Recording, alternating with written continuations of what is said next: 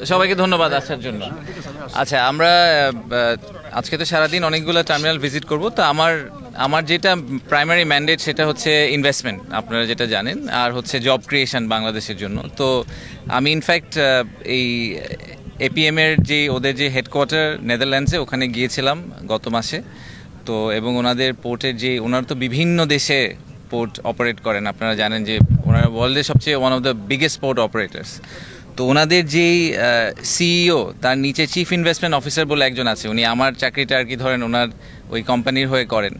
তো ওনার সাথে আমার একটা ইন্টারাকশন হয়েছিল, আমি ছোট্ট করে গল্পটা একটু বলি। সেটা হচ্ছে যে উনি বলছিলেন যে ওনার ছেলে এবং তার বন্ধুরা তাকে জিজ্ঞেস করছিল যে আপনি কি চাকরি করেন, মানে আপনি হোয়াট ডু ইউ ডু। তো উনি বলেছেন যে আমি এরকম বড় একটা পোর্ট কোম্পানির চিফ ইনভেস্টমেন্ট অফিসার। তো এইটা তো আমাদের জেনজির জন্য এটা ইম্পর্টেন্ট না যে আপনি একটা পোর্ট কোম্পানির বড় অফিসার। তো বলছে যে না, তবে আপনি অ্যাকচুয়ালি মানুষের জন্য কি করেন। তো ওইটার এক্সাম্পল হিসাবে ওনারা এত 60টার উপরে দেশে অপারেট করেন, কিন্তু এই সব কিছুর পরে বাংলাদেশে ওনারা এখনও শুরু করেননি। কিন্তু উনি এক্সাম্পল দিয়েছেন বাংলাদেশের। উনি এক্সাম্পলটা দিয়েছেন যে যখন আমরা বাংলাদেশে একটা পোর্ট করার চেষ্টা করছি, এবং সেই পোর্টটা যখন আমি করতে পারবো, যখন আমরা এটা করব, তখন আমরা শুধুমাত্র এটা জাস্ট নট আ পোর্ট, এটা বাংলাদেশের মানুষের হাজার হাজার মানুষের কর্মসংস্থান, তাদের টোটাল ইকোনমির যে ডেভেলপমেন্ট, এই পুরোটাতে একটা এক্সেপশনাল ভূমিকা রাখবে। সো হয়তো ভবিষ্যতের জেনারেশনের পর জেনারেশন এই পোর্টের কারণে নতুনভাবে চাকরি পাবে, তাদের বাচ্চারা এডুকেশনে যাবে। So this is one journey, যেই জার্নির ভিতর আমরা যারা পার্ট হতে পাওয়ার সুযোগ পাচ্ছি, আমরা we are becoming part of history. So আমাদের একটা হিস্ট্রি তৈরি করার সুযোগ আছে। আমরা সব সময় বলি যে বাংলাদেশের কিন্তু প্রায় 50% পপুলেশন হচ্ছে গিয়ে 25 বছরের নিচে বয়স, তাই না? সো এটা এত ইউনিক, আপনি পৃথিবীর আর কোনো দেশে এই পপুলেশন পাবেন না। তো তাদের ভবিষ্যৎ যে ভালো হবে, সেটাকে এনশিওর করার কিন্তু একমাত্র উপায় হচ্ছে আমাদের দেশকে একটা ম্যানুফ্যাকচারিং হাব করা, এবং সেটার জন্য port capacity is very important. তো আমার সাথে ওনাদের যে কথা হয়েছে, সেখানে প্রাইমারি যেটা ওনাদের অ্যাসেসমেন্ট, সেটা হচ্ছে যে এখানে এই পোর্টটা করতে, এটা একটা obviously state of the art এবং গ্রিন একটা পোর্ট হবে, এবং এই গ্রিন পোর্টটা করতে ওনাদের রাফলি $800 মিলিয়ন মতো লাগবে। এই পুরাটাই এফডিআই হিসাবে বাংলাদেশে আসবে। এখানে কিন্তু সরকার কোনো 1 টাকাও দিচ্ছে না, এবং পুরাটাই ওনারা বিদেশ থেকে ফরেন ডিরেক্ট ইনভেস্টমেন্ট হিসেবে আনবে। কনটেক্সট হিসেবে বলি, আপনারা জানেন যে বাংলাদেশের এফডিআই নাম্বারটা কিন্তু খুবই ছোট। আমাদের যেটা জেনুইন ট্রু এফডিআই, যেটাকে আমরা বলি যে একুইটি হিসেবে যে নাম্বারটা ঢোকে, সেই নাম্বারটা কিন্তু প্রতি বছরই আমাদের 400, 500, 600, 700 মিলিয়নের বেশি আসে না। তো এই একটা প্রজেক্টে যদি আমাদের $800 মিলিয়ন এফডিআই আসে, এবং এপিএম এর মতো একটা ভালো কোম্পানি থেকে, সেটা আমাদের দেশের ইকোনমির জন্য এবং ওভারঅল আমাদের ফাইন্যান্সিয়াল হেলথের জন্য is very very crucial. So আমরা এই জন্য সরকার থেকে চেষ্টা করছি যে আমাদের লং টার্ম ভিশন বা অ্যাম্বিশনের সাথে এটা aligned. At the same time এই কোম্পানিটা গ্লোবালি খুবই ওয়েল রেপুটেড, তাদের অপারেশনাল এক্সপিরিয়েন্সও খুব ভালো। তারা ওই নলেজটা নিয়ে আসবে, তারা গ্রিন পোর্টের কনসেপ্ট নিয়ে আসবে বাংলাদেশে, এবং আমাদের আশা হচ্ছে যে এর মাধ্যমে অনেক মানুষের কর্মসংস্থান হবে, এবং অ্যাট দ্য সেম টাইম আমাদের যে ওভারঅল এফডিআই নাম্বারটা, সেই নাম্বারটাতে একটা সিগনিফিক্যান্ট স্পাইক হবে। সো এই কারণে আমরা আর কি এই প্রজেক্টটাকে খুবই সিরিয়াসলি, খুবই ডেডিকেটেডলি ট্র্যাক করার চেষ্টা করছি। বিরা থেকে ট্র্যাক করার মূল কারণ হচ্ছে ইনভেস্টমেন্টের পিসটাতে। সো আপনারা প্রায়ই দেখবেন যে আমরা হয়তো এটা নিয়ে কথাবার্তা বলবো, কারণ আমরা ওনাদের সাথে খুব কাছাকাছি একসাথে কাজ করার চেষ্টা করছি। আমরা যতটুকু জানি যে চট্টগ্রাম বন্দরের যে এনসিটি, সেই এনসিটিতেও আমরা আপনার বিদেশি অপারেটর আনার জন্য সিঙ্গেল বুমের যে গ্যান্ট্রি কেনগুলো আছে, এগুলোর ক্যাপাসিটি হচ্ছে ঘন্টায় সর্বোচ্চ 30 বক্স বা কন্টেনার। এখন সেখানে হয় 20 বা 22 সর্বোচ্চ।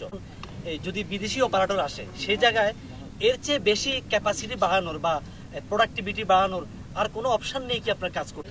সবচেয়ে বড় ঘাঁটি ইসাঘা ঘাঁটি, এটার একটা নিরাপত্তার ব্যাপারটা নিয়ে কথাবার্তা হচ্ছে।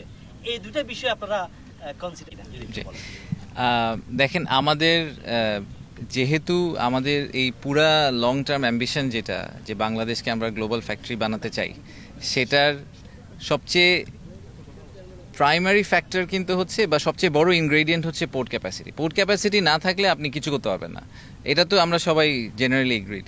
এবং যেহেতু আমাদের পোর্ট ক্যাপাসিটি লিমিটেড, আমাদের পোর্ট ক্যাপাসিটি কিন্তু শুনে মনে হয় যে আমরা 6 গুণ করে ফেলবো, বাট সেই 6 গুণ করার পরেও আমরা ভিয়েতনামের ধারের কাছেও যাব না। ভিয়েতনামে টোটাল 44 পোর্টস, আমাদের এখানে হবে হচ্ছে গিয়ে 5টা বা 6টা পোর্ট, রাইট? মাতার বাড়ি ধরে যদি আপনি হিসাব করেন, মংলা ধরে হিসাব করেন। সো পোর্ট ক্যাপাসিটি আমাদের স্টিল লিমিটেড। তো এই লিমিটেড পোর্ট ক্যাপাসিটিতে আমাদেরকে মোস্ট এফিশিয়েন্ট এবং বেস্ট ওয়েতে পোর্ট ম্যানেজ করতে হবে। তো বেস্ট ওয়েতে পোর্ট ম্যানেজ আপনি কীভাবে করবেন? বেস্ট অর্গানাইজেশন দিয়ে করাবেন, রাইট? তো ওয়ার্ল্ডের যারা টপ পোর্ট অপারেটর তাদেরকে আনার আমাদের মূল উদ্দেশ্য হচ্ছে যে আমাদের যেহেতু আমাদের ল্যান্ড লিমিটেড, আমাদের ক্যাপাসিটি লিমিটেড, সেই লিমিটেড ক্যাপাসিটিকে যাতে আমরা বেস্ট ইউটিলাইজ করতে পারি, ঠিক আছে? সো এই এফিসিয়েন্সির কথা যে আপনি বলছেন, আমি এক্সপার্ট না, আমাকে পোর্ট চালাতে দিলে এই পোর্ট ফেল করবে, কিন্তু যারা এক্সপার্ট তাদেরকে দিয়ে চালাতে দিলে আমি প্রিটি কনফিডেন্ট যে এখানে প্রোডাক্টিভিটি এফিসিয়েন্সি বাড়ানো সম্ভব। আর নিরাপত্তার ব্যাপার আপনি যেটা বললেন, দেখেন আমাদের নেইবারিং কান্ট্রি ইন্ডিয়া পাকিস্তানের কথা যদি বলি, এই সবাই অনেকে ডিপি ওয়ার্ল্ড নিয়ে অনেক কথা বলে। ডিপি ওয়ার্ল্ড ইন্ডিয়াতে পাঁচটা পোর্ট চালায়, পাকিস্তানে একটা পোর্ট চালায়, আরও তারা 60-70টা দেশে পোর্ট চালায়। In fact majority of the global port operators তাদের নিজেদের দেশে হয়তো 1-2টা পোর্ট চালায়, কিন্তু গ্লোবালি তারা আরও 60-70টা দেশে পোর্ট চালায়। তো কারোই সিকিউরিটি কনসার্ন হয় না, আমাদেরই খালি সিকিউরিটি কনসার্ন হয়ে যায়। এটা দ্যাটস আনফর্চুনেট। আমার মনে হয় যে I have a lot of trust in Bangladesh navy. আমি শিওর যে ওনারা জানেন যে আমাদের যে নেভাল সিকিউরিটি বলেন বা ম্যারিটাইম সিকিউরিটি, ওটা কীভাবে ওনাদেরকে হ্যান্ডেল করতে হবে। ওনারা তো আমাদের সমুদ্র পাহারা দিচ্ছেন এবং খুব ভালোভাবেই দিচ্ছেন এবং খুবই লিমিটেড নাম্বার অফ ভেসেলস দিয়ে করছেন। সো আমি প্রিটি শিওর যে দেশের ন্যাশনাল ইন্টারেস্ট, কমার্শিয়াল ইন্টারেস্ট ওনাদের পক্ষে ম্যানেজ করা খুবই সম্ভব হবে এবং ওরা ওটা খুব ভালোভাবে করতে পারবেন। সো আমি এটা নিয়ে একেবারেই বলতে না। আপনারা জানেন যে আমরা খুব রিসেন্টলি একটা ন্যাশনাল কমিটি করেছি ফ্রি ট্রেড জোন বা ফ্রি জোনের জন্য, এটাকে অ্যাসেস করার জন্য। সো গ্লোবালি এই ট্রেডের the ultimate set up is free zone, যেখানে আপনি অলমোস্ট মনে করতে পারেন যেটা একটা ওভারসিজ টেরিটরি আমাদের জন্য, যে এখানে এসে কেউ প্রোডাকশন করবে, করে আবার দেশের বাইরে নিয়ে চলে যাবে।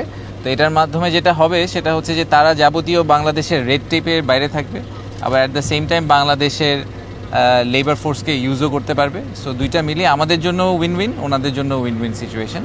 তো এইটার ব্যাপারে আমরা যেটা এখন করছি সেটা হচ্ছে আমরা 1-2টা জায়গার মধ্যে আর কি ফাইনাল ডিসিশনটা নিব যে ফ্রি ট্রেড জোনটা কোথায় হবে। তার মধ্যে এইটা একটা প্রাইমারি বড় কনসিডারেশন লোকেশন আমাদের জন্য, যে এখানে আমরা ফ্রি ট্রেড জোনটা করতে পারি কিনা, যেহেতু লোকেশন হিসেবে এয়ারপোর্ট থেকে কাছে, পোর্ট থেকে কাছে, পোর্ট কানেক্টিভিটি আছে। তো এই ন্যাশনাল কমিটি যেটা আছে তারা কিছু গ্লোবালি যারা বড় বড় ফ্রি ট্রেড জোন অপারেটর আছে তাদের সাথে কথা বলছে, তারা নিজেরাও অ্যাসেস করছে, করে তারা ফাইনালি আমাদেরকে একটা রেকমেন্ডেশন দিবেন যে ফ্রি ট্রেড জোনটা এক্স্যাক্টলি কোথায় হলে সবচেয়ে ভালো হয়। তার মধ্যে এটা একটু one of the preferred locations. তো সেটা যদি হয়ে যায় তারপরে আমরা খুব দ্রুত এই কাজটা সম্পন্ন করার চেষ্টা করব। আমরা চেষ্টা করব যে এই বছরের শেষের নাগাদ অ্যাটলিস্ট আমরা একটা মাইলস্টোন প্রোগ্রেস, এমন একটা পজিশনে চলে যেতে চাই যেখানে আমাদের লোকেশন ডিসিশন হয়ে গেছে, অপারেটর কে হবে ডিসিশন হয়ে গেছে, এবং আমরা কতদিনের মধ্যে ফ্রি ট্রেড জোন চালু করতে পারবো এটার ব্যাপারে খুব ক্লিয়ার একটা আমাদের রোডম্যাপ বা টাইমলাইন রেডি হয়ে গেছে। সো সেটাই হচ্ছে আমাদের টার্গেট, এবং যদি ফ্রি ট্রেড জোন আমরা আসলে করতে পারি তাহলে this will be a game changer for Bangladesh, absolutely a game changer. So we are really looking forward to it. FDI এর যে ব্যাপারটা, আবারও আমরা এফডিআইতে একটু ফেরত আসি। এখানে আপনারা দেখেছেন যে আমরা ওয়ার্ল্ড ব্যাংকের ফান্ডিংয়ে কিছু কাজ করছি, সরকার থেকে কিছু ফাইন্যান্সিং হচ্ছে, যেটা ব্রেক ওয়াটার হবে সেটা ওয়ার্ল্ড ব্যাংকের ফান্ডিংয়ে হবে।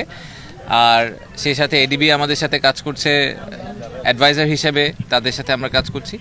বাট সবচেয়ে এটা ইম্পর্টেন্ট ব্যাপার, আমরা আবারও যদি এফডিআইতে ফেরত আসি, যে এখানে যেই দুটি পোর্ট অপারেটরের কথা বলা হচ্ছে, পিএসএ সিঙ্গাপুর, যারা সিঙ্গাপুরকে নিয়ে, সিঙ্গাপুরের পোর্ট ক্যাপাবিলিটি নিয়ে তো আর বলার কিছু নাই। আপনারা সবাই জানেন যে একটা ছোট্ট দেশ কীভাবে তারা কিন্তু আমাদের সাথে একই সময় স্বাধীন হয়েছে, স্বাধীন হয়ে তারা আজকে একটা কমপ্লিটলি ডিফারেন্ট লেভেলে চলে গেছে, এবং সেটা চলে যাওয়ার পিছিয়ে তাদের পোর্টের কন্ট্রিবিউশন সবচেয়ে বেশি। তারা তো একটা ট্রেডিং হাব হিসেবে পরিণত হয়েছে। সো পিএসএর খুবই ভালো এক্সপিরিয়েন্স, তারা ওই এক্সপিরিয়েন্সটা নিয়ে আসবে, আমাদের সাথে বেস্ট প্র্যাকটিসগুলো নিয়ে আসবে, এবং আমরা এস্টিমেট করছি যে এই পিএসএ এবং ডিপি ওয়ার্ল্ড রাফলি $1 বিলিয়ন করে এই প্রজেক্টে ইনভেস্ট করবেন। সো 1 বিলিয়ন করলে প্রথম দুইটা সিটি 1 সিটি 2তেই আমরা প্রায় $2 বিলিয়ন মতো একটা ফরেন ডিরেক্ট ইনভেস্টমেন্টের চেহারা দেখতে পাবো।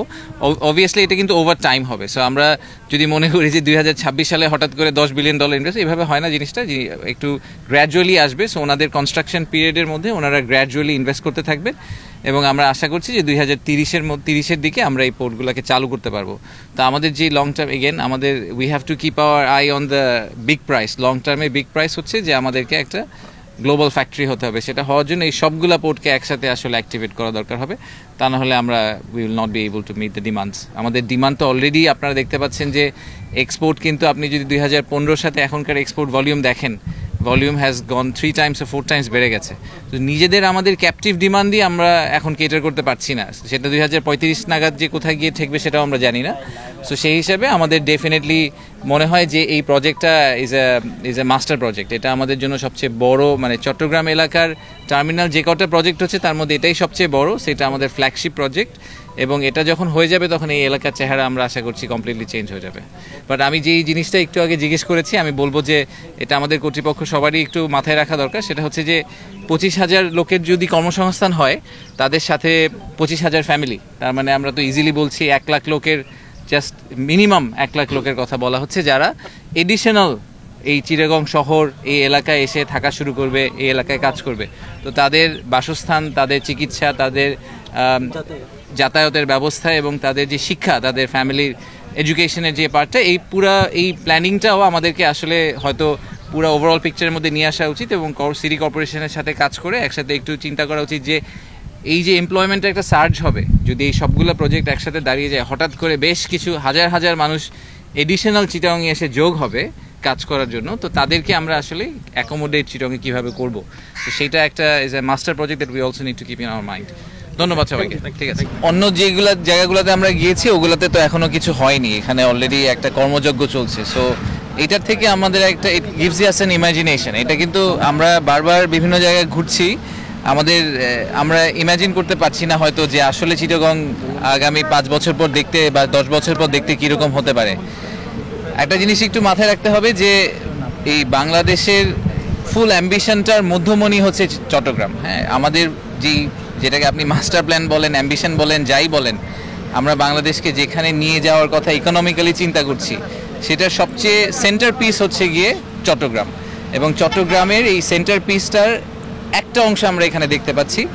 এই পোর্টটা আরও এফিশিয়েন্ট হবে, সাথে আরও অনেকগুলো পোর্ট দাঁড়িয়ে যাবে, and Chittagong will become basically the true commercial hub, যেটা আমরা সবসময় বলে আসছি যে ঢাকা হচ্ছে গিয়ে পলিটিক্যাল ক্যাপিটাল, ঢাকা হচ্ছে গিয়ে আমাদের ফাইন্যান্সিয়াল ক্যাপিটাল, বাট আমাদের কমার্শিয়াল ক্যাপিটাল সেটা হবে চট্টগ্রাম, এবং এই ট্রেডের কারণেই হবে।